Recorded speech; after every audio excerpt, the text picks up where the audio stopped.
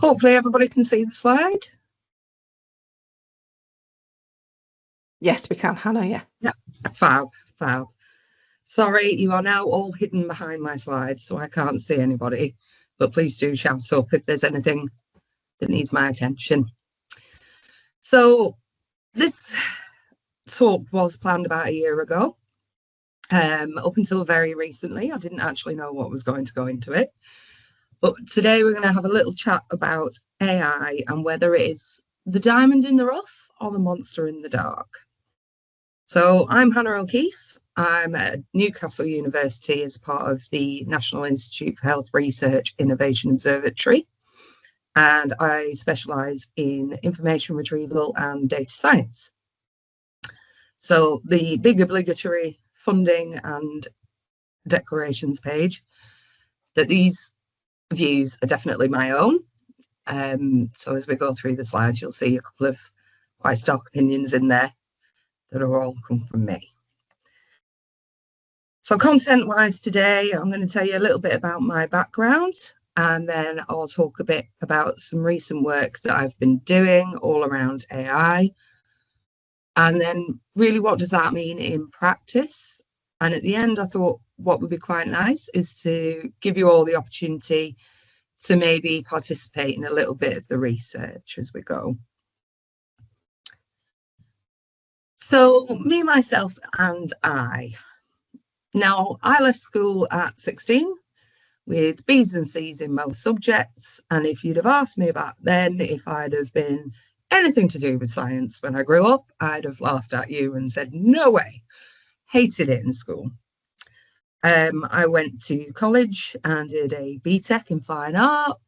And then I went into a series of jobs in retail management, kitchen management, and into banking.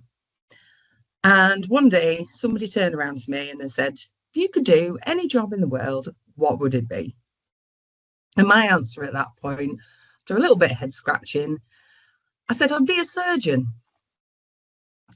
And that really got me thinking then about how my career could progress at that point. Now, I was the ripe old age of 22 at the time, I think, which now feels very, very young, but at that time was still classed as a mature student.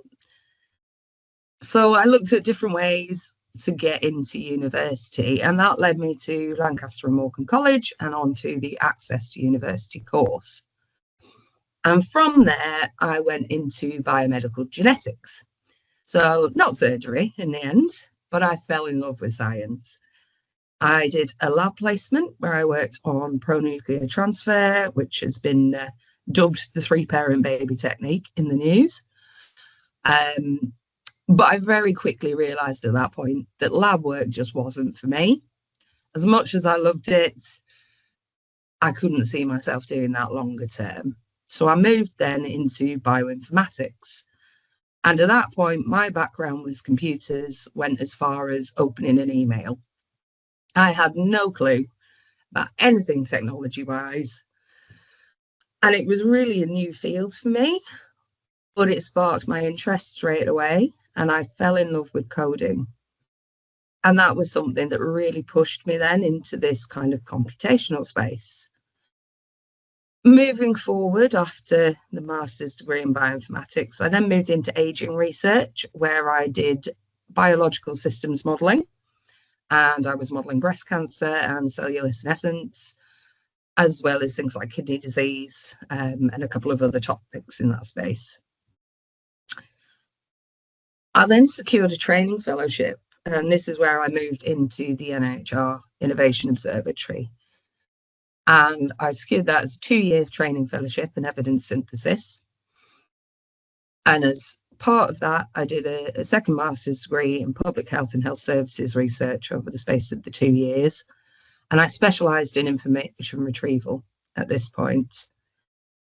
And then from 2021 onwards, I stayed with the Innovation Observatory, very much in their information retrieval specialist and data scientist space, which meant I got to combine the skills that I'd learned throughout the training fellowship, but also through the bioinformatics master's degree that I'd done previously.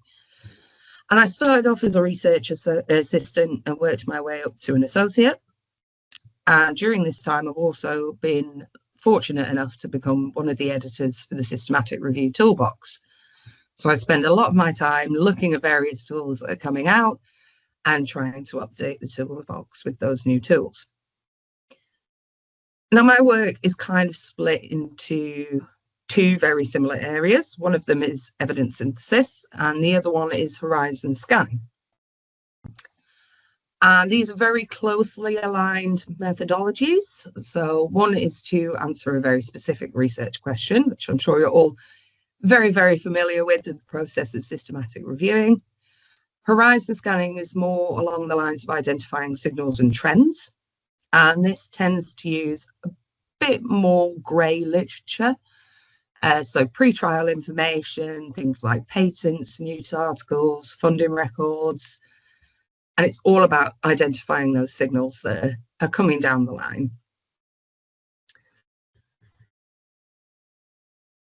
But in both cases, they use the same sort of process of searching, screening, data extracting, looking at the biases and summarising the evidence.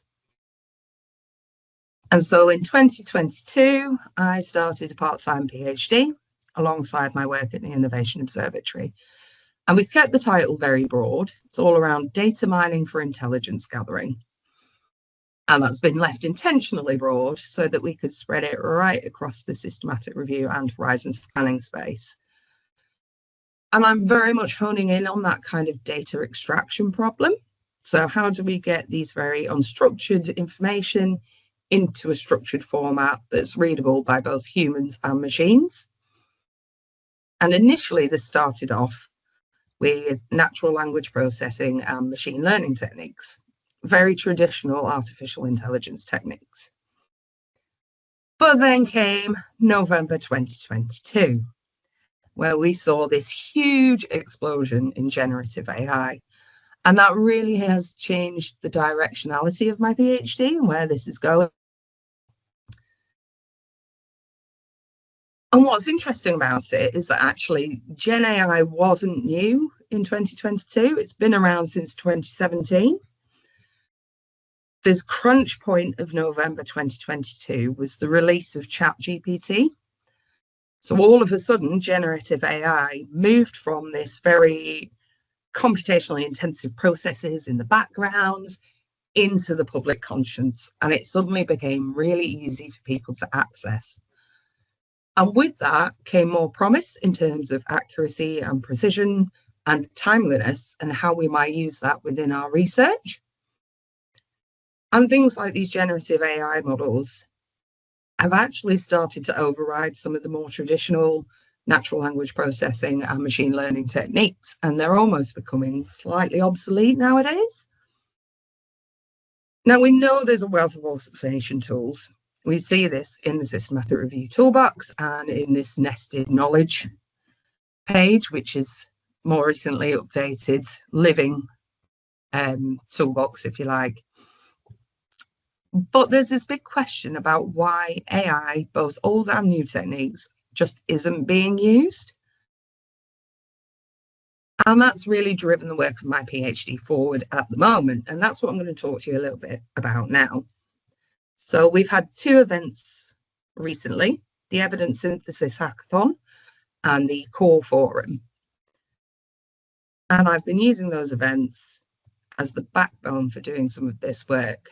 So the Evidence Synthesis Hackathon is an annual 2 to 3 day event that brings together developers and evidence synthesis specialists from a depth and breadth of different specialities.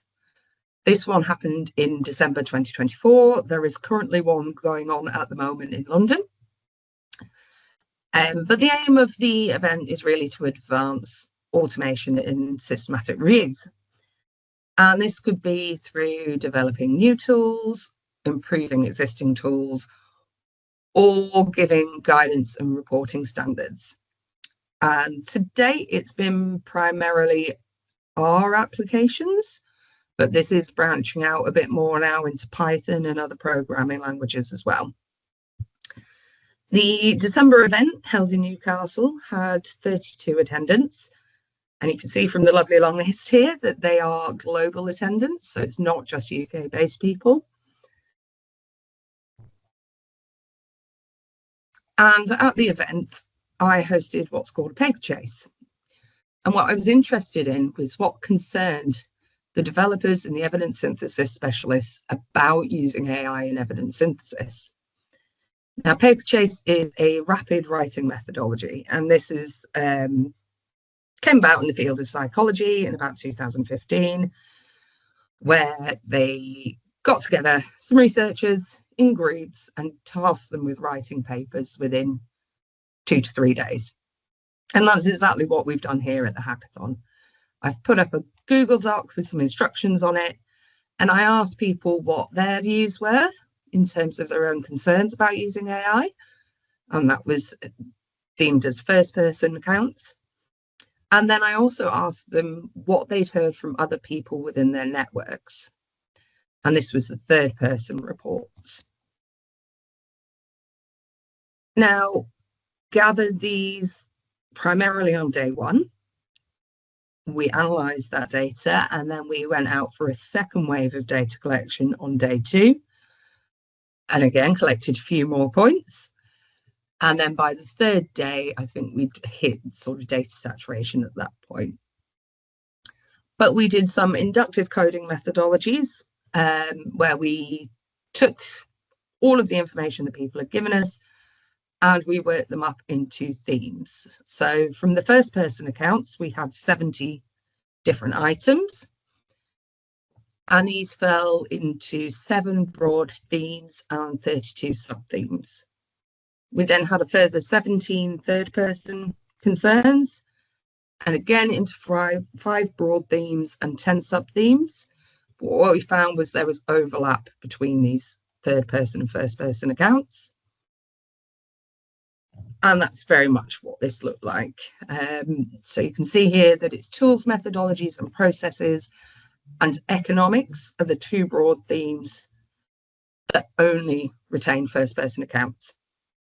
Nobody had heard other people discussing this within their networks, which was quite an interesting finding in and of itself. But what we find in the third-person accounts is that the majority of them fall within the sort of human rights and politics theme. Now, we did a similar sort of thing at the Core Forum in January. So this was a 1-day event for information specialists and professionals. And the aim was to draw them together, really to allow us to create networks and start sharing ideas and to give information specialists a bit of a voice and a platform to share with each other. We had 131 attendants. And again, this was a really good global spread, which was wonderful to see as this was our first event. And the day consisted of a series of presentations, and this was around our core concept, so community, opportunities, research and experience. And we had some fantastic presentations on the day. We also set up a knowledge cafe, which we ran in the afternoon. We had some online Padlets which were available throughout the day, and then some poster boards dotted around the event space that people could write on. And we asked people to look at 6 different topics. There were no strict directives for discussion at this point, so it was a very open discussion, but we did put some questions in there to get people started. And what we found was that the AI discussion was extremely popular. So when we looked at the 6 topics, the first one being artificial intelligence, we then had keeping the momentum of the forum going, experience networking, search sources, and professional development. And it was artificial intelligence that had the most contributions in terms of discussion. And this was through the Knowledge Cafe, but also through the Padlets and the poster boards. And there was quite a wrestling match almost to get to the table within the Knowledge Cafe to be able to discuss it. We ended up having to push tables together to facilitate the artificial intelligence discussion, which was really encouraging. And what we found from that, and the 49 contributions, again, we were doing some inductive coding, and that fell across 4 broad themes and 26 sub-themes. Now, in this case, we weren't just looking at concerns, we were looking at anything to do with artificial intelligence, the way people were using it, what they thought about it, what they thought might be future directions. But we found that the broad theme critical perception, aka concerns, was actually the most widely contributed to. So we had 43% of the total contributions fell under this theme, and it accounted for 1/3 of the sub-themes, which in itself was really interesting, that even given no direction in terms of the discussion, that this is where people navigated to, and that a large proportion of the discussion was all around people's concerns of using AI. And so when I look across the evidence synthesis hackathon and across the core forum, what we find is very similar things coming out. So a lot around consensus, transparency and reporting in terms of trustworthiness, how reproducible it is, whether there's sufficient guidance or standards for using AI. Errors and outcomes was another big theme, and a lot of people questioning about whether AI tools are fit for purpose and about the inherent biases that were in that. We have the workforce, and this came out very strongly within the core forum, is that a lot of people had a lack of understanding or expertise. They just wanted more information and more training on how to use these types of tools. In both cases, environmental impact was concerned. And then we see tools, methodologies and processes as well. And this was really thinking about when the stopping points are appropriate for tools that focus on screening, but also a lack of critical thinking and critical appraisal within the tools. And this kind of black box mentality that goes on behind some of the AI tools. In terms of the hackathon, we also found economics and human rights and politics coming out, and this was very much revolved around the kind of north-south divide that goes on, and the intense labour that's needed to set up the infrastructures for AI. So that was a very interesting discussion, but we noted that these were 2 different sets of people, core forum being information specialists, and at the hackathon, quite a few of our attendants are evidence synthesis specialists, but within ecological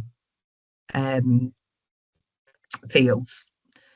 So human rights, politics and economics very much come up in their daily work. So other bits and bobs that I'm doing along these lines, I'm supervising an MSc student at the moment who is doing an umbrella review, and she's looking at the concerns of AI use in health and social care research. So that work's ongoing at the moment, and it will be very interesting to see what comes out of that and whether that aligns with the same things that we've seen from the evidence synthesis hackathon and the core forum. I've also got a questionnaire underway at the moment to understand the concerns of using AI for horizon scanning. So if anybody in the audience does horizon scanning or uses horizon scannings within their daily work, I would really appreciate it if you could scan the QR code and complete that survey for me. That would be very much appreciated.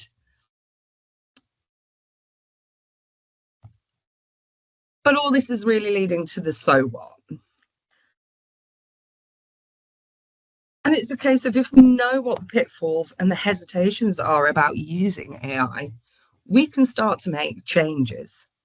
And this is really important when we consider whether AI is the monster in the dark or the diamond in the rough. When we think about it in terms of the monster in the dark, AI is not being routinely used, despite it dominating the conversation. And this is really, really popular at the moment. AI is buzzwords, but it's a 20-year-old conversation. We've been trying to get people to use these automation techniques for years, and they're still not routinely used. But we can see by some of the work that's been carried out that there is a want around this. People do want to use it and they're excited about it, but it's all talk and no action at this point. And some of the work that we've done here that's drawn out some of these concerns and these hesitancies, and it's really around the accuracy and the transparency in these tools. And that's pivotal. I think that a lot of people see that these tools aren't quite reaching 100%. They're good, but what point is the cutoff for being good enough? And that's a real concern for people. So how do we grow confidence and how do we get these methodologies into routine use? And they're big questions without easy answers. But this is where it becomes the diamond in the rough.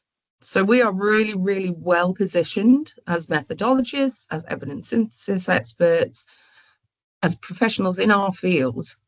We are positioned perfectly to direct AI use. And in my opinion, there's two ways to go about this as a starting point. And the first is to provide really clear defined pipelines with named tools and cut-off points in terms of accuracy. And this wouldn't be starting from scratch. As I said, in the likes of the toolbox, there are hundreds of tools available. So we've got them out there and people have done evaluation studies in there. So that could potentially improve confidence if people are given these set pipelines to use. The issue I feel with that is around the cutoff points and where is acceptable to allow for some error, because these are not 100% foolproof. And that is a discussion that needs to be had broadly across the field and defined really well in order for this to work.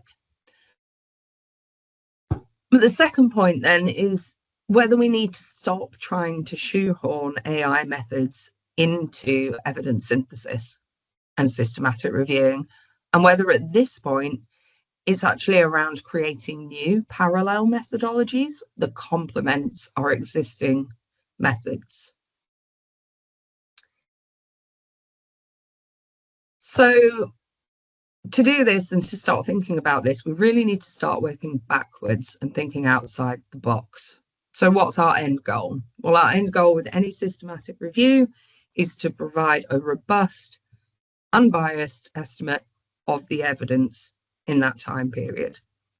So how do we get there without taking the stringent systematic review approach? Are there other industries that we can learn from? Can we take non-linear pathways? And the first example with this that pops to mind is something like a realist review. It's still using very well-termed methodologies, but it's not that linear search, screen, data extract, risk of bias, summarize kind of pathway. It takes deviations that follows the evidence. And I think that could be an important starting point to consider, is how we take things from other areas to inform our own methods. So at this point, I am going to give people the option to do a little bit of research participation. I thought this was a good opportunity. So I've set up a Padlet board. There's the QR code there. There's also the URL at the top. And within this, I've got two sections. One, to ask what your concerns are about using AI in research. And two, to ask about what you think a new AI-based methodology would look like. And that could be absolutely anything. Anything that comes to mind. It'd be really interesting to hear your thoughts. So with Padlet, you can contribute completely anonymously. Anything that you do put on the boards, I may take forward for further research and for publications and outputs. So I want everybody to be aware of that. I will leave these boards open up until Monday. So if anybody wants to take this away and contribute at a later point, that's absolutely fine. But yes, that's everything from me today. So I'm happy to answer any questions that anybody has at this point. I'm going to try and stop sharing my screen so I can see everybody. Thanks, Hannah. Oh, some appreciation going on there. Thank you very much. No, we've got no questions in the Q&A yet, but there was some discussion in the chat. So I'm just going to go back to the chat.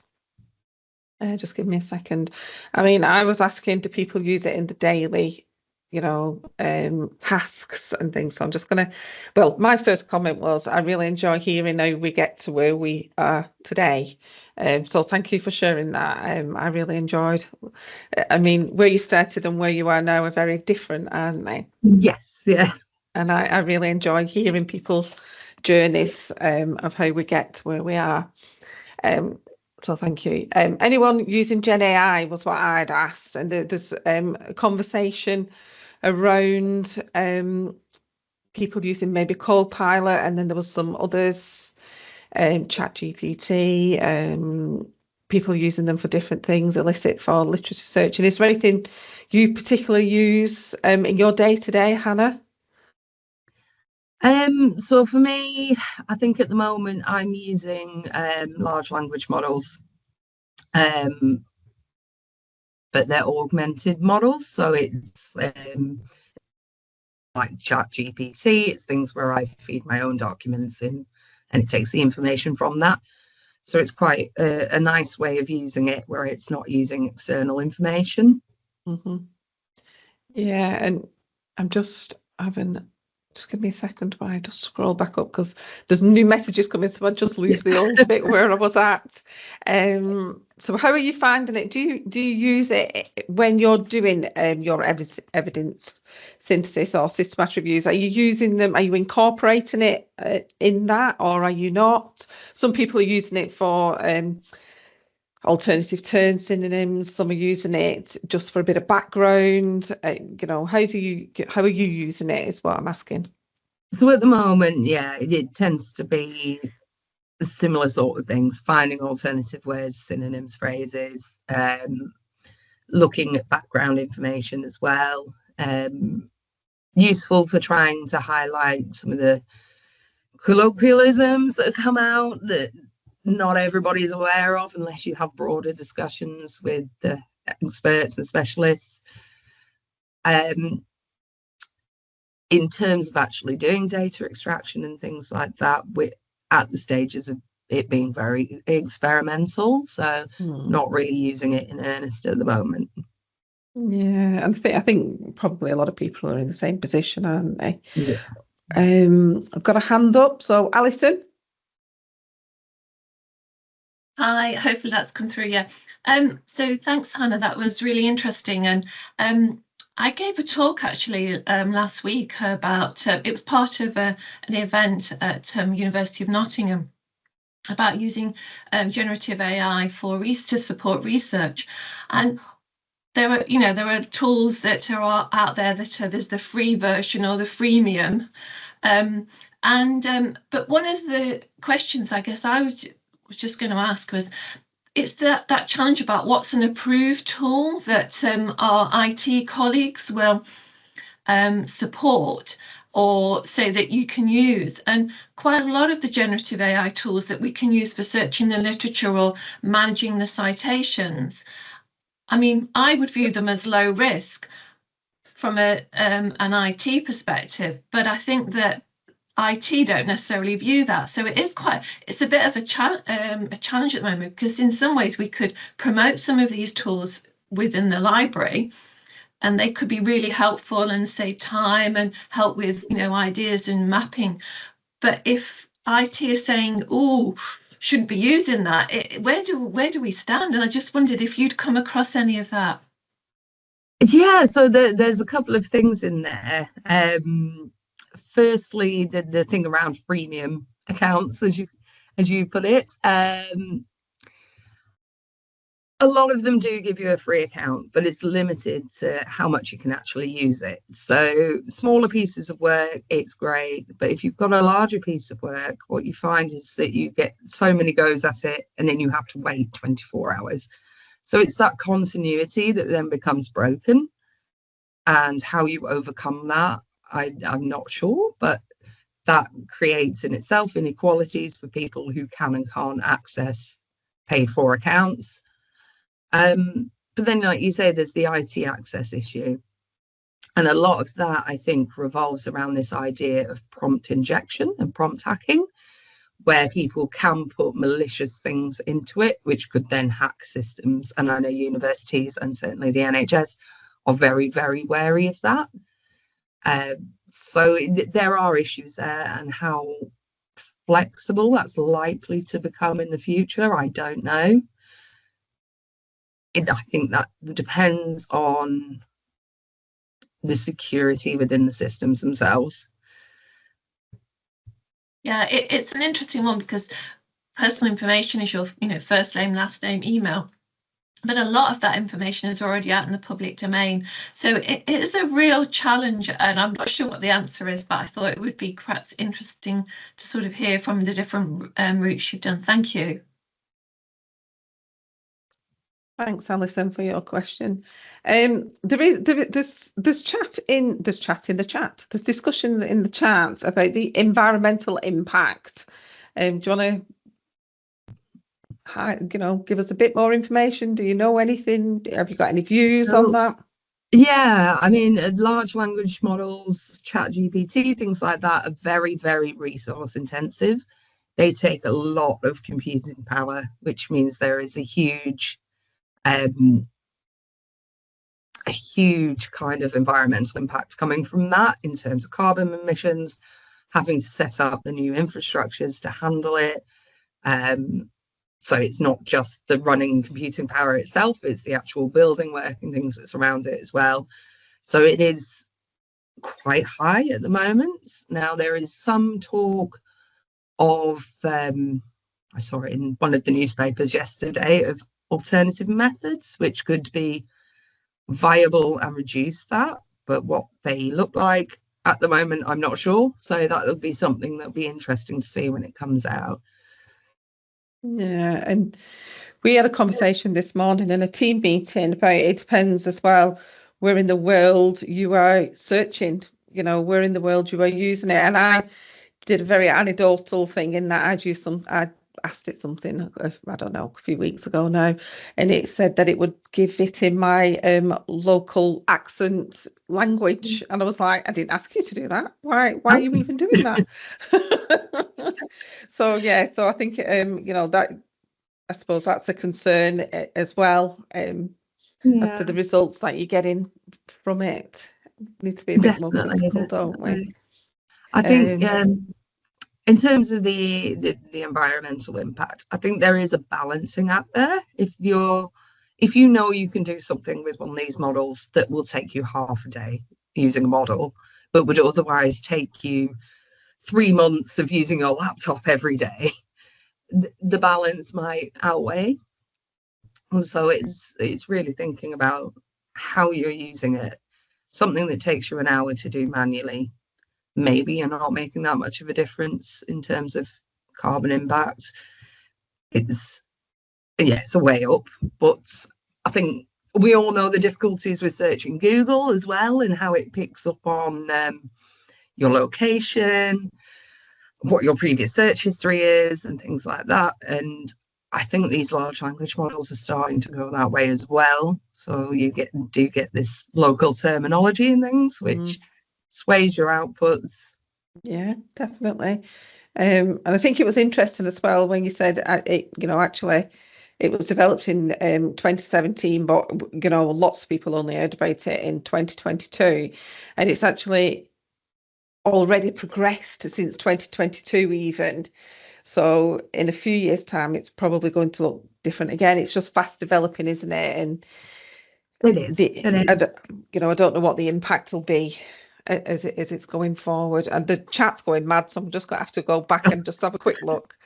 not sure about the environmental impact compares with other things that we already use. Yes, sending emails, watching TV shows. Yes, and it's like you said, it's a balancing act, isn't it? If it's going to take me an hour to do this or 3 months, then is it just me, or do Google search? Also, someone's actually put, which is quite interesting and not something that I've noticed. I know when you do use Google now, Gen AI is at the top of it in most instances. But it says someone has put they've noticed a difference in the results now, and sometimes they're not quite as good as they used to be. Do you think that may be a knock-on effect? Yes, I did read somewhere somebody had put the advice to use pre-2020, or it might have been earlier than that, in terms of Google results, and you'll see a massive difference in what you were getting back then compared to what you get now. And I think that's quite interesting. Yeah, it's not something I've noticed, but I'm glad that's been highlighted. This sounds really interesting. That's something else, I think. Oh, someone asked if you could share your link to your survey that you had on your slides, so people can, so not the Padlet, the actual survey itself. Absolutely. I think unless anybody's got anything else, I can't see anything else in the chat. If you've got anything else to add, Hannah. I'm happy to take questions if anybody's got one, wants to stick their hand up. Yeah. Can't see anything in the Q&A. Just let me flick over. Erin? Hello. I'm really curious about the master's student you said you were supervising who's working on an umbrella review. And I have to admit, my first response to that was an umbrella review at MSc level. That sounds quite intensive. So as a person who's in a role with teaching, I'm just curious if you might be able to speak a little bit on, are they actually doing like a full umbrella review? I realize this is tangential to what we're actually talking about, but that sparked some interest earlier. Yes, yeah. So our students have got 7 to 8 months to complete. It's not very long, but we specifically narrowed the question down so that it wouldn't be too time intensive.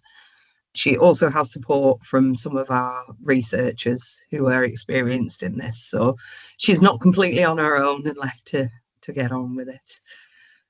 That's quite an impressive thing. That's really interesting to hear that that's happening in other places. So thank you for sharing that. Thanks, Erin. What's this one? I sometimes think it's convenient scapegoat because it's perceived as easier to avoid. Also, we're thinking, still talking about the environmental impact, and people might be happier to give up or not start using AI than to stop doing any of the other. Oh, that's an I think that's an interesting perspective, Catherine. As you say, maybe it's just a way of people not even starting to use it because they're talking about the environment rather than, you know, getting involved with it. So that's an interesting way of thinking about it, I think. Has anyone else got any questions?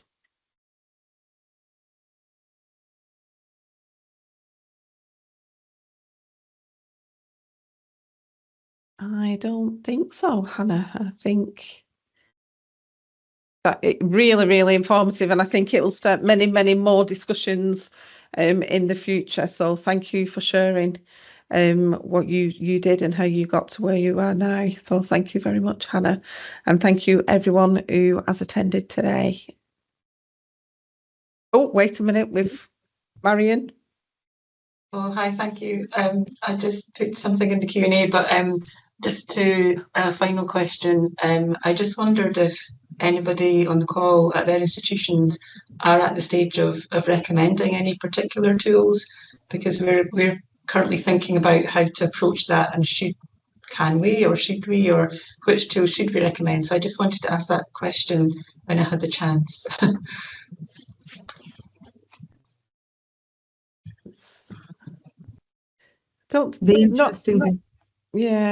Not sure we're recommending as such. certainly not for researchers. We're looking at the moment at having research assistant added to our one search, which would be probably more towards undergrads than postgrads, but that's where we're at. Not really recommending as such. Okay. No, that's useful just to get a feel, because at least we know we're not kind of behind the curve or with that. Thanks. Definitely I think We're everyone's all quite in the same tentative, boat. aren't they? Yeah, everyone's tentative, I think. Yes, the slides will be sent around. Not sure if we're recommending site.ai for particular processing, yes, but it is available. Yeah, elicit again. Yeah, so yeah, okay, that's brilliant. Thank you very much, Hannah. Really appreciate you giving up your time today. And same as I say, I think going forward, there's going to be a lot more conversations on this. Fabulous. Thank you very much for having me. No, thank you. It's been really informative. Thank you very much. And I'll see everyone at the next one.